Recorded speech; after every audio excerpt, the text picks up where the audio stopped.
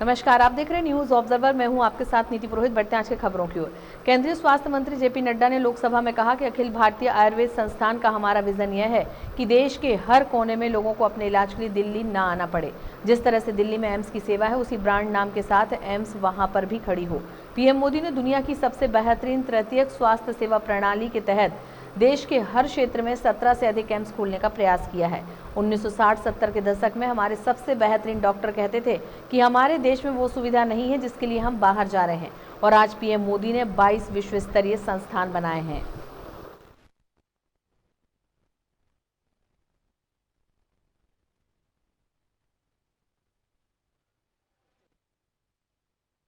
Concern को ध्यान में रखता हूं, लेकिन मैं उनके माध्यम से, इस प्रश्न के माध्यम से सबको एक बात बताना चाहता हूं, और वो ये बताना चाहता हूं कि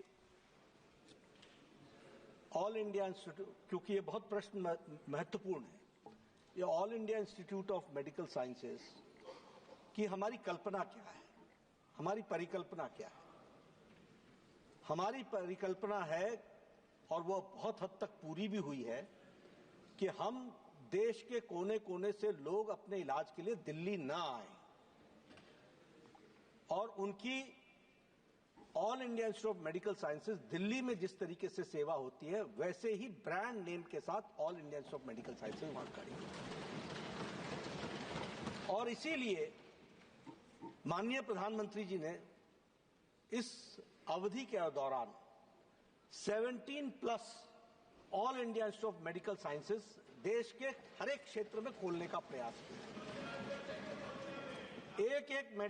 एक all India institute of medical sciences 1200 crore रुपए से लेकर के 2000 करोड़ रुपए की लागत से बनने वाला all India institute of medical sciences है, with world's best tertiary health care systems, world's best.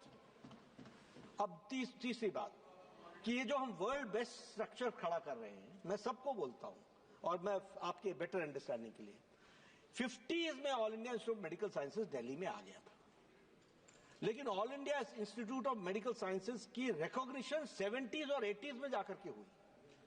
Institutions are not created in one day. और मैं सबको बोलता हूं, क्या आप डिस्ट्रिक्ट हॉस्पिटल खोलना चाहते हैं या all India institute of medical sciences खोलना चाहते हैं? अगर आप all India institute of medical sciences खोलना चाहते हैं तो all India institute of medical sciences के स्टैंडर्ड्स बहुत अलग है। उनके बराबर के स्टैंडर्ड्स किसी और डिस्ट्रिक्ट हॉस्पिटल्स के नहीं होते हैं। डिस्ट्रिक्ट हॉस्पिटल के डॉक्टर्स प्राइवेट प्रैक्टिस भी करते हैं। All India institute of medical Sciences में 24/7 365 they are there in the campus serving the patient. The amount of expenditure per patient is very different. It does not match with any other institution. अब इसमें होता क्या है, मैं as स्वास्थ्य मंत्री बोलता हूं आपको, कि जब हम कैटेगरी उठा करके देखते हैं, तो मान लीजिए कि हमारे पास किसी फैकल्टी को अपॉइंटमेंट करने के लिए हमने 10 पोस्ट के लिए इंटरव्यू किया। इंटरव्यू में 50 लोग आए, 100-60 लोग आए। इंटरव्यू के रिजल्ट्स कैसे आते हैं? Not found fit. हम दोबारा इंटरव्यू करते हैं, लेकिन हम एम्स के स्टैंडर्ड को डाइल्यूट नहीं करते हैं, क्योंकि हमको उसी पर रखना है।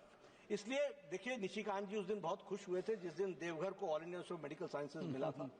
मैं उनकी चिंता व्यक्त करता हूं, और आप सब लोगों को, आप कोई भटिंडा के बारे में पूछेगा, कोई बिलासपुर के बारे में पूछेगा, सब जगह यही समस्या है। हमने तय कर रखा है, faculty will grow, it will take 10 to 15 years to become a international standard faculty of every all India Institute of Medical Sciences, और हम उसके लिए प्रयासरत हैं।